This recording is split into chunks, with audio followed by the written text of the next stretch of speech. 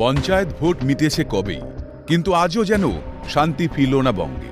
রাতের অন্ধকারে পুকুরের মাছ লোপাটের পাশাপাশি চাষের জমিতে তাণ্ডব চালানোর অভিযোগ দুষ্কৃতীদের বিরুদ্ধে। ফসলের ক্ষেত তছনছ করে উপড়ে ফেলা হয়েছে ফুলকপির চারা। ব্যাপক ক্ষতির মুখে বিজেপি নেতার পরিবার। বিজেপি করার অপরাধে দুষ্কৃতীর তাণ্ডব বলে অভিযোগ। ছবিটা পূর্ব মেদিনীপুরের খেজুরি।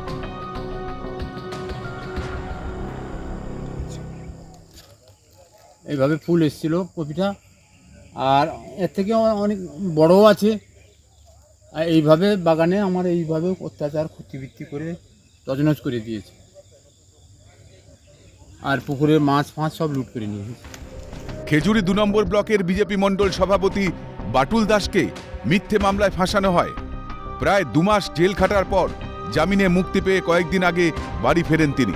এরপরেই শুরু অত্যাচার। আমার ছেলে হচ্ছে ভারতীয় জনতা পার্টির মণ্ডল সভাপতি। ৫৫ দিন জেল খাটিয়েছে। ৫৫ দিন জেল খাটার পর বাড়িতে এলো। বাড়িতে আসার পরে ৫-৭ দিন বাড়িতে এসছে। তার উপরে এই সব অত্যাচার আর এই সব পুকুরের মাছ, এই বাগান টাগান এসব।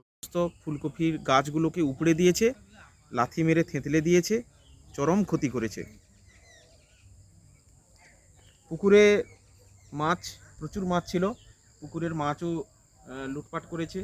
বিজেপিটা করছি সক্রিয়ভাবে, নেতৃত্ব দিচ্ছি, তাই আমার বাবার এই ফুলকপি বাগান। দুষ্কৃতীদের উদ্দেশ্যে হুঁশিয়ারি নিজ কসবা গ্রাম পঞ্চায়েত উপপ্রধানের। যারা করছেন আর যারা করাচ্ছেন, আমি বলছি আপনারা সাবধান হয়ে যান।